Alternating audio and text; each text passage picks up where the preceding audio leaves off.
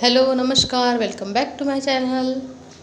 तर हे बघा, मी सकाळीच काल चण्याची डाळ आणि तुरीची डाळ हे दोन्ही डाळ अर्धी अर्धी वाटी भिजू घातलेली होती.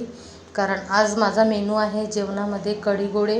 हे बघा, हे आहे बेसन आणि दही, हे मी मिक्स केलेलं आहे. मिक्सरमध्ये फिरून घेतलं. त्यानंतर मिरची वगैरे पण वाटून घेतली. इकडे फोडणीची पण तयारी करत आहे. तेलामध्ये टाकले आहे जिरं, मोहरी, कढीपत्ता आणि सोबतच हिंग पण टाकली आहे. मी हिंग टाकल्याने आपल्याला पचायला हलकी जाते, कढी जड होत नाही आणि टेस्ट पण खूप छान येते. त्यानंतर हिरवी मिरची, लसण, सांबार अशी पेस्ट केली होती मी, ते पण यामध्ये टाकून छानपैकी भाजून घेतलेली आहे. हे बघा, असं मस्त खमंग एकदम अशी फोडणी झालेली आहे. आणि त्यानंतर यामध्ये आपलं हे जो दही आणि बेसनचं मिश्रण केलेलं आहे मी तयार, ते मी यामध्ये टाकून द्यायचं आणि सोबतच यामध्ये गुंठभर पाणी टाकायचं. जेवढी आपल्याला आवश्यकता आहे तेवढं पाणी टाकायचं आणि चवीपुरतं मीठ टाकायचं. झाली आहे इकडे माझी कढी तयार. आता मी गोळ्याची तयारी करत आहे. हे डाळ मी वाटून घेतलेली आहे मिक्सरच्या भांड्यामध्ये. त्यामध्ये टाकत आहे थोडीशी हळद, लाल मिरची पावडर आणि जिरं आणि मीठ आणि सोबत जे पेस्ट केलेली होती हिरवी मिरची लसणची, ते पण यामध्ये टाकली आहे मी. असे त्याचे छोटे छोटे गोळे करून घ्यायचे.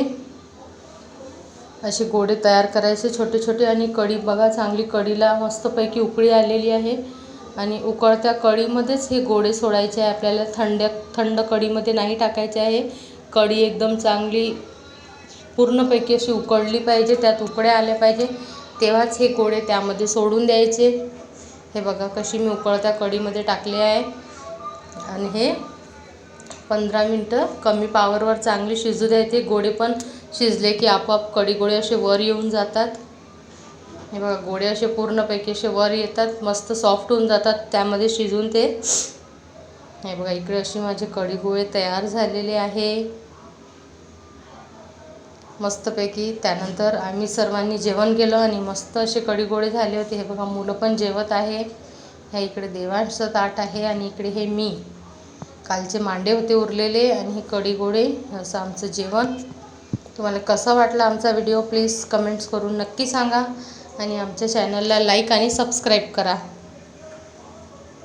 त्यानंतर हा व्हिडिओ आजचा व्हिडिओ आहे. आज मी गेली होती देवांच्या शाळेमध्ये त्याची ॲडमिशन करायच्यासाठी. हे आहे देवांची शाळा. इथे गेल्यावर मी ॲडमिशन केली त्याची. नर्सरीला त्याची ॲडमिशन केलेली आहे. देवांश तर खूप खुश झाला शाळा बघून. खूप मोठं असं शाळेचं ग्राउंड आहे. त्याने खूप तिथे मज्जा केली शाळेमध्ये जाऊन. मस्त शाळा पूर्ण रिकामी होती. सगळ्या रूममध्ये गेला, गार्डनमध्ये गेला, ग्राउंडमध्ये मस्त त्याला खूप एन्जॉय केलं. ही आहे देवांची शाळा श्रद्धानंद. कसा वाटला आजचा video please like and subscribe.